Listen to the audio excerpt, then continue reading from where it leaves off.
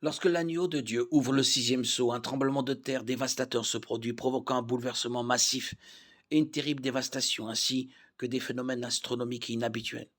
Le soleil devint noir comme un sac de grains, la lune entière devint comme du sang, et les étoiles du ciel tombèrent sur la terre comme les figues vertes d'un figuier secoué par un vent violent. Le ciel se retira comme un livre qu'on enroule, et toutes les montagnes et les îles furent écartées de leur place. Apocalypse 6, 12, 14. Les survivants du sixième sceau, quelle que soit leur position sociale, se réfugient dans des grottes et crient aux montagnes et aux rochers. Tombez sur nous et cachez-nous loin de celui qui est assis sur le trône et loin de la colère de l'agneau. En effet, le grand jour de sa colère est venu. Et qui peut résister? Apocalypse 6, 16, 17. L'ouverture du sixième des sept sceaux est suivie d'un intermède dans le livre de l'Apocalypse. Jean décrit les 144 000 juifs qui seront protégés pendant la tribulation. Apocalypse 7, 1, 8. Puis dans le ciel, il voit une foule immense que nul ne pouvait dénombrer, de toute nation, de toute tribu, de tout peuple et de toute langue, se tenant devant le trône et devant l'agneau. Apocalypse 7, 9.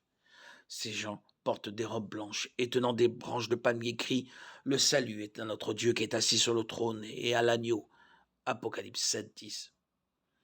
On explique alors à Jean qui est cette multitude vêtue de blanc. Ce sont ceux qui viennent de la grande tribulation. Ils ont lavé leurs robes, ils l'ont blanchi dans le sang de l'agneau. Apocalypse 7, 14. Il leur est faite la promesse suivante.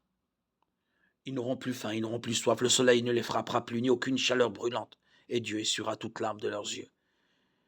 Apocalypse 16, 17, Ésaïe 25, 8, 49, 10.